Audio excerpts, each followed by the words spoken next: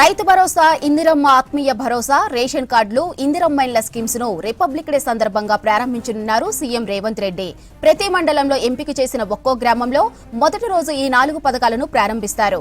కొత్తగా అప్లికేషన్లు వచ్చినందున వాటిని కూడా పరిగణనలోకి తీసుకుని రాష్ట్ర వ్యాప్తంగా ఫిబ్రవరి మొదటి వారం నుంచి మార్చి 31 వరకు అర్హులందరికీ ఈ స్కీమ్లు అమలు చేస్తామని ప్రభుత్వం ప్రకటించింది. ఇక నారాయణపేట జిల్లా కోస్కి మండలంలోని చంద్రవంచ గ్రామంలో 4 పథకాలను సీఎం రేవంత్ ప్రారంభిస్తారు. గణతంత్ర వేడుకల అనంతరం మధ్యాహ్నం 1 గంట తర్వాత పథకాల ప్రారంభోత్సవాల్లో పాల్గొనాలని జిల్లాల కలెక్టర్లు, ఇన్ఛార్జ్ మంత్రులు, ఎమ్మెల్యేలు, ఎంపీలు, ఎమ్మెల్సీలు, ప్రజాప్రతినిధులకు సీఎం సూచించారు. ఇక పథకాలపై నిన్న హైదరాబాద్లోని పోలీస్ కమాండ్ కంట్రోల్ సెంటర్లో సమీక్ష నిర్వహించారు సీఎం. క్షేత్రస్థాయి సర్వే, గ్రామ సభలు, కొత్తగా తీసుకున్న దరఖాస్తుల వివరాలు ముఖ్యమంత్రికి వివరించారు అధికారులు. నిజమైన లబ్ధిదారుల్లో ఒక్కరికి అన్యాయం జరగొద్దన్న రేవంత్, అనర్హులకు లబ్ధి చేకూరిస్తే వాటిని క్యాన్సిల్ చేస్తామని, ఆయా అధికారులపై చర్యలు తీసుకుంటామని హెచ్చరించారు. లబ్ధిదారులకు ఇండ్లు శాంక్షన్ చేసినట్లు ధృవీకరణ పత్రాలు అందజేయాలని అధికారులకు సీఎం రేవంత్ రెడ్డి ఆదేశించారు. ఇక రేషన్ కార్డులకు సంబంధించి ఫుడ్ సెక్యూరిటీ పత్రాలను గ్రామాల్లో అర్హులకు ఇవ్వాలని, రైతు భరోసా రైతుల ఖాతాల్లోకి, ఇందిరమ్మ ఆత్మీయ భరోసా నేరుగా భూమిలోని కూలీల బ్యాంక్ ఖాతాలోకి జమ చేయాలని ఆర్థిక శాఖకు సూచించారు. ఇక ఇవాళ ఆదివారం కావడంతో వెంటనే నిధులు జమ కావని, రేపు ఉదయం లోపు ఆయా గ్రామాల్లోని లబ్ధిదారుల ఖాతాల్లో నిధులు జమ అయ్యేలా వారి ఫోన్లకు మెసేజ్లు పంపాలన్నారు. ఈ పథకాలు నిరంతర ప్రక్రియ అని, ప్రజలు ఆందోళన చెందవద్దని సీఎం రేవంత్ రెడ్డి స్పష్టం చేశారు. రాష్ట్ర వ్యాప్తంగా 621 మండలాలు ఉండగా ఇవాళ ప్రతి మండలంలోని ఒక్కో గ్రామంలో అంటే 621 గ్రామాల్లో 4 స్కీమ్స్ ను ప్రారంభిస్తారు. ఈ సమీక్షలో డిప్యూటీ సీఎం బట్టి విక్రమార్క, మంత్రులు ఉత్తమ్ కుమార్ రెడ్డి, తుమ్మల నాగేశ్వరరావు, పొంగిరెడ్డి శ్రీనివాస్ రెడ్డి పాల్గొనున్నారు. ఇక దీనిపై మరిన్ని వివరాలు యాదగిరి అందిస్తారు. యాదగిరి, సీఎం 4 పథకాల ప్రారంభం డీటెయిల్స్ ఏంటి? మాధురి, ప్రభుత్వం ఏదైతే ఈ 4 పథకాలు ప్రవేశపెట్టబోతుంది, ఈరోజు ఈ 4 పథకాలను కూడా ప్రజల కోసం ప్రారంభించబోతున్నారు. ఇందిరమ్మ ఇండ్లు, తర్వాత ఇందిరమ్మ ఆత్మీయ భరోసా, తర్వాత కొత్త రేషన్ కార్డులు, వీటితో పాటు ఏదైతే ఈ 4 పథకాలు అనుకుంటున్నారు, ఈ 4 పథకాలను కూడా ఇవాళ అధికారికంగా ప్రారంభించబోతున్నారు. ఇక సీఎం రేవంత్ రెడ్డి నారాయణపేట మండలంలోని ఈ కోస్కి, నారాయణపేట డిస్టిక్ కోస్కి మండలంలోని చంద్రవంచ గ్రామంలో సీఎం రేవంత్ రెడ్డి ఈ పథకాల ప్రారంభోత్సవ కార్యక్రమంలో పాల్గొంటున్నారు. ఇక మిగతా ఉమ్మడి జిల్లాల వారిగా ఇప్పటికీ ఆల్రెడీ మంత్రులు ఇన్ఛార్జిగా ఉన్నారు. సో వాళ్ళందరూ కూడా ఇన్ఛార్జీలుగా ఉన్నటువంటి మంత్రులు ఆయా జిల్లాల్లో ఏదైతే ఇన్ఛార్జి జిల్లాలు ఉన్నాయో ఆ ఇన్ఛార్జి జిల్లాల్లో మంత్రులు పార్టిసిపేట్ చేస్తున్నారు. మిగతా మంత్రులు కూడా ఆయా నియోజకవర్గాలలో వాళ్ళ ఏదైతే గ్రామాలను ఎంపిక చేశారో, ఈ గ్రామాలను ఎంపిక చేశారో ఆ గ్రామాలను ఎంపిక చేసిన దాంట్లో ఈ 4 పథకాలను ఇవాళ ప్రారంభించబోతున్నారు. ఇట్లా ఇది ఉదయము ఏదైతే ఈ 26 జనవరి గణతంత్ర దినోత్సవ వేడుకలు ఉన్నాయో ఆ పెరేడ్ గ్రౌండ్లో ఈ కార్యక్రమం ముగిసిన తర్వాత ఆయా జిల్లాల వారీగా ఏ మంత్రి ఎక్కడ అనేది ఆల్రెడీ ఇప్పటికే ఒక షెడ్యూల్ కూడా విడుదల చేశారు. కాబట్టి ఆ షెడ్యూల్ ప్రకారం మంత్రులంతా కూడా మధ్యాహ్నంలోపు ఆ గ్రామాలకు వెళ్ళి అక్కడ ఈ పథకాలను ప్రారంభిస్తారు.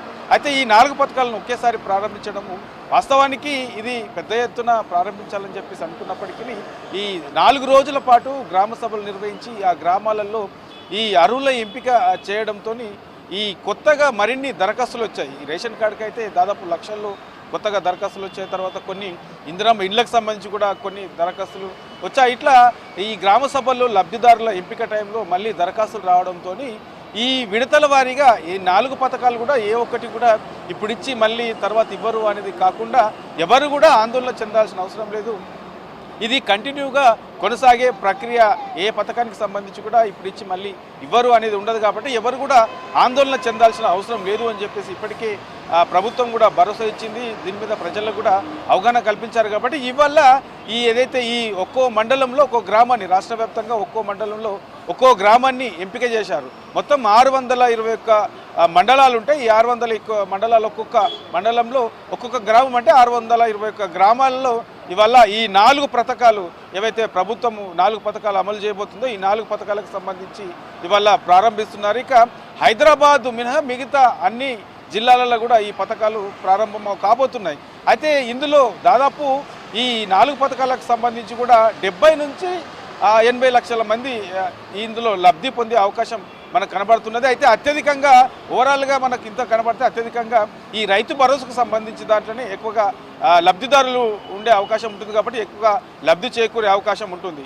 అయితే ఈ రైతు భరోసా తర్వాత ఇందిరమ్మ ఆత్మీయ భరోసా ఈ రెండు ఏవైతే ఉన్నాయో ఈ రెండింటికి సంబంధించి కూడా ఇవాళ ఆల్రెడీ ఈ లబ్ధిదారులకు సంబంధించి అర్హుల ఎంపికకు సంబంధించింది ఇవాళ ప్రకటిస్తారు. ఎవరైతే ఇవాళ ఆ గ్రామంలో ఈ రెండు పథకాలకు సంబంధించినటువంటి లబ్ధిదారులు ఉంటారో వాళ్ళకి సంబంధించి ఇవాళ సండే హాలిడే ఉంటుంది కాబట్టి ఇవాళ సాయంత్రం వరకు ఈ లబ్ధిదారుల ప్రక్రియ పూర్తయిన తర్వాత రేపు ఉదయం అంటే మండే ఉదయానికల్లా ఈ ఏదైతే రెండు పథకాలకు సంబంధించినటువంటి లబ్ధిదారులను వాళ్లకు డైరెక్ట్గా వాళ్ళ అకౌంట్లోకి వాళ్ళ ఖాతాలోనే అమౌంట్ జమ అయ్యే విధంగా ప్రభుత్వం నిర్ణయించింది. ఇక రేపు ఉదయం లోపు ఈ రెండు పథకాలకు సంబంధించినటువంటి డబ్బులు కూడా వాళ్ళ ఖాతాలో జమ అవుతాయి.